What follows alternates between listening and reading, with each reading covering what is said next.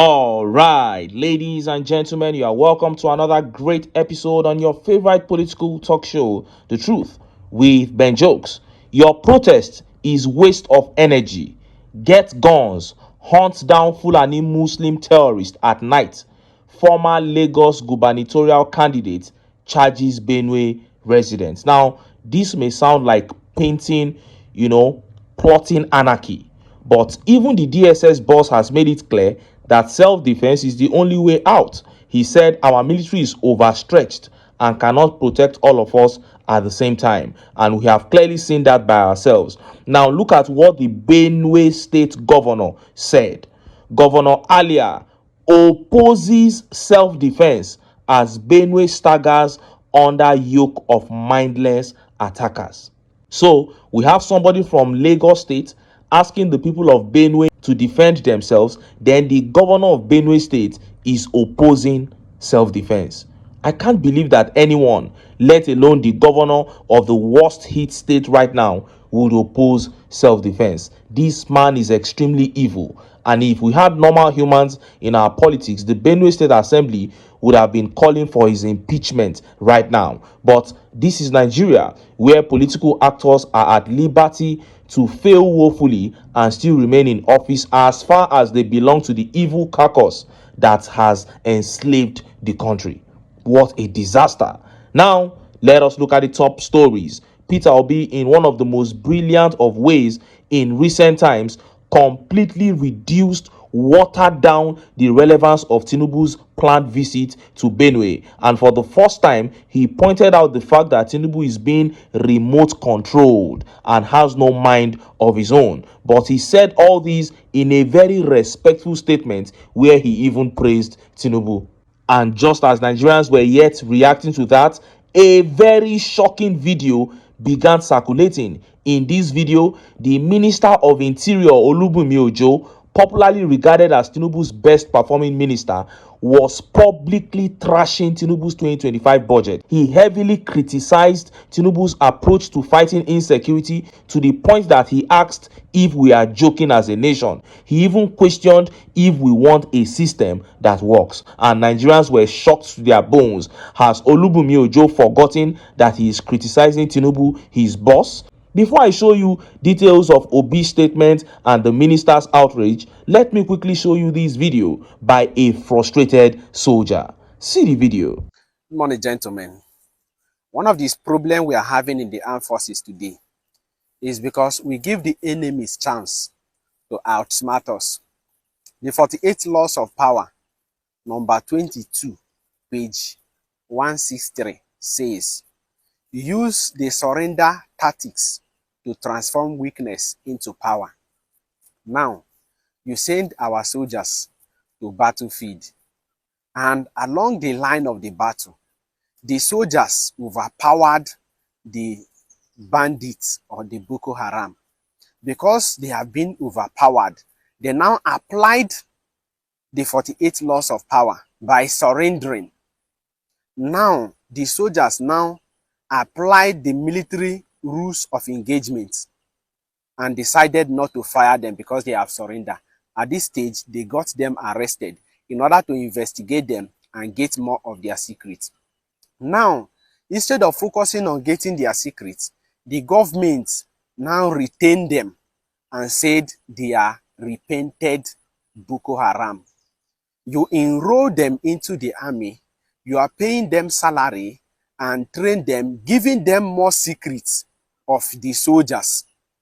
And by the time they got the power, they will reinforce more and come back for you because of what? They already know You saw that.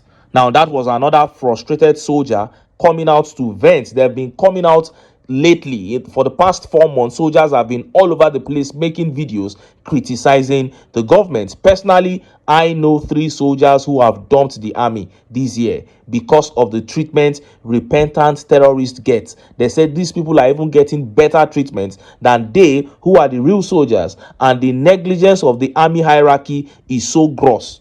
A soldier can literally walk away and no one will even care that somebody has gone. They will just conclude that he is dead, and the biggest concern will now become how to corner his salary. Nigeria is a sinking ship, and we are not just throwing words out. This is the actual situation. And of course, the rehabilitation and integration of the so-called repentant Boko Haram into the army is not a mistake. It is a deliberate act by the APC to empower terrorists. Plain and simple. And that is why we keep saying that if Nigeria does not kill APC, the APC will kill Nigeria. The next video here is from Benue governor condemning Benue protesters. See the video. It's not that the protesters were attacked. When protest is being made, and you're talking about over 200 people, 300 people, there is a tendency of it being hijacked. It's not everyone who walks in there that comes so freely with leaves and all that. People come in to discredit every effort that is put in place. You saw that. So, Governor Alia, you are afraid of protests being hijacked. Hijacked by who? A state where local governments have been hijacked by terrorists is claiming to be afraid of unscrupulous citizens hijacking a protest. We are not fools, Governor Alia. You tear-gassed your citizens who were peacefully protesting, and about 14 of the peaceful protesters are in police custody as we speak. You, Governor Alia, have cemented yourself as an oppressor of the people, and when the reward for oppression and suppression of democracy and citizens come, you will get yours in full. Now, let us look at the top stories. Obi, in the most brilliant of ways, watered down Tinubu's planned visit to Benue, calling him a remote-controlled man, and praised him at the same time. And next is that video from the Minister of Interior, Olubunmi Ojo. The minister faulted the 2025 budget, criticized our style of governance, and he asked if we are joking as a government. Overall, he questioned the sincerity of the government's operations. All this coming from a minister under the Tinubu regime. Unbelievable. Let's start by taking that update from Peter Obi. Look at how the papers reported it. Peter Obi slams Tinubu's delayed response to national tragedies. Former Anambra State Governor and 2023 Labour Party presidential candidate Peter Obi has criticized Bola Tinubu's delayed visit to crisis-hit regions of the country. Obi warned that selective empathy and leadership by remote control sends a dangerous message to grieving Nigerians. In a post on X handle on Tuesday, Obi hailed Tinubu's planned visit to Benue massacre communities, but noted that similar compassion should be shown to communities in Niger State, particularly Mokwa, where floods reportedly claimed over 200 lives and left more than 1,000 people missing. It was refreshing news on Monday to a bewildered nation learning that Bola Ahmed Tinubu has finally decided to visit the scene of brutal killings in Benue State. For this, I thank him, even as I make further request that similar gesture should be extended to Niger State that lost more number of human lives in a natural disaster, flood, recently. Given the emergency nature of these incidents, a prompt visit would have delivered the urgency needed instead of giving future dates that make it look like a state visit, Obi said. Obi noted that the distances from Abuja to both Makurdi and Mokwa are not far, about 282 kilometers and 287 kilometers respectively. He contrasted this with a recent trip made by South African President Cyril Ramaphosa, who traveled over 1,800 kilometers round trips to visit flood victims in Mtata, where fewer than 100 people died. Wow, what a speech. He said too many things in such a short statement. He said you should have left for Benue immediately instead of standing there on Monday to say you will leave on Wednesday. It is no longer an urgent visit. It has become a state visit. You want them to throw you a party. You are looking for an Owambe. That's why you are giving them dates of your visit. You do not consider it an emergency. The South African president he referenced was to show Tinubu how he had dragged Nigeria back amongst nations. And then Obi gave the distance between Abuja to Benue and Abuja to Mokwa, which he proceeded should be his next point of call. Obi really schooled Bat here. Then finally, he said leadership should not be by remote control. This one means 1,001 things, but none is good for Tinubu. Bat is either being remote controlled by a cabal or by the Western countries. And the fact that Bat quickly made a statement because Pope spoke about the killings in Benue probably shows that he's being remote controlled. And just as Nigerians were yet enjoying this verbal assault on Tinubu by Peter Obi, that extraordinary video from the Minister of Interior Olubunmi Ojo began circulating. This man, in a very furious video, completely destroyed the same government that he's serving under. See the video. If you look at the 2025 budget, how much do you even have for border security? That's the truth. The whole budget of Nigeria Immigration Service is less than, I think it's about, the capital budget is less than 10 billion or something naira. And you want to protect 4,024 square kilometers of our border space. Are we joking? One, you kill one terrorist and the border is porous, 20 will come in and the military are challenged. So for us, we need to be very realistic with ourselves. Do we want a system that works? Or we just want to play, to the gallery. We have some of the most brilliant people in our DSS. We have our NIA doing fantastically well. You can see the kind of leadership that the NSA is providing. But the simple truth is that when we talk about security, internal security, the first thing that comes to a Nigerian mind is the military. That is a sign of failure of our internal security agencies. Let's tell ourselves the truth. I do not see a reason why our police, for instance, should even rely on budgetary allocation. Let's call a spade a spade. I don't see it. We're talking about the most populous black nation on earth.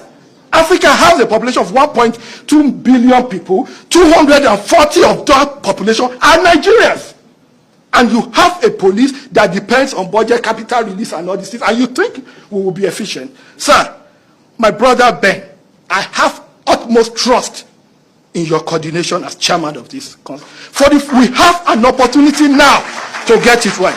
And also, before I leave, something is very important I must say. The attention that we are paying for cyber security, we are still living 20 years behind. You cannot continue to run a cyber security architecture on what's it called, an ad hoc arrangement. There must be proper security framework. Wow, you saw that. That was the Minister of Interior, Olubunmi Ojo, there, looking visibly angry as he spoke about the porosity of our border in the face of biting insecurity in Nigeria. You can see clearly that he's putting the entire blame on the government. That is him putting the entire blame on Tinubu. And it goes without saying that 266 million naira being budgeted for one street light and all manner of rubbish like that in the 2025 budget did not go down well with even some APC members. You have a porous border, but you are renovating ICC with 35 billion naira. The minister is furious. He said, "Are we joking?" He said, "Are we serious about building a system that works?" And I won't be surprised if this Minister of Interior gets sacked, because from what I gathered, Tinubu hates being challenged, either privately or publicly.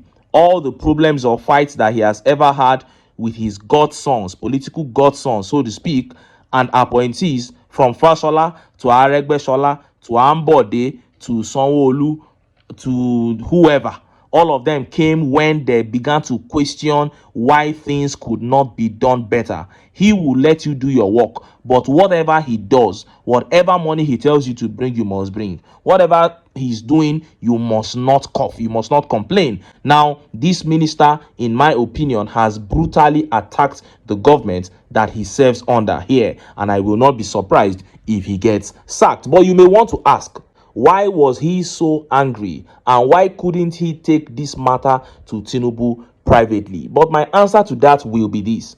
The day the Chief of Defense Staff was speaking about this same issue of porosity of our border, he was visibly angry like this. So the demeanor are the same. Then he, Chief of Defense Staff, had a closed-door meeting with Tinubu where when he came out and told the press that this was what they discussed. They discussed about the porosity of our borders. But it seems that when they discuss that issue, they don't get the right answers. Tinubu does not give them the right answers on the issue of securing the borders. And the Minister of Interior too must have discussed it, and he didn't get the right answers. Chief of Defense Staff discussed, he didn't get the right answers. Why are they not getting the right answers?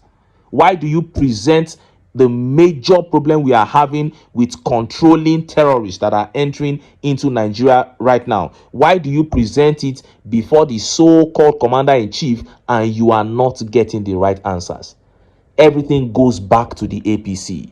I keep telling you that these people had an agreement with these killer terrorists at the formation of this political party, that as long as we remain in power, you guys will be able to carry out your killings, your demonic activities freely within Nigeria. So Nigerians are frustrated by APC's lack of will to fight terrorism, and even the appointees within the APC are frustrated. The Chief of Defense Staff spoke about porosity of the border. He was angry. Minister of Interior is speaking about the porosity of the border now. He is visibly angry, and this is the APC. We are never going to see the back of insecurity with the APC in power. This is what I keep saying. Even their appointees are frustrated. Nigerians, if we desire to have our country back, a country that we can be proud of, as a matter of fact, if we desire to have a country at all in the near future, we must come together, cast our sentiments aside, and get the APC out of power. But until then, make I still enter town, make I go get some ogbonge political news wey una go like. Why? Because now because of now I dey here, so don't go away.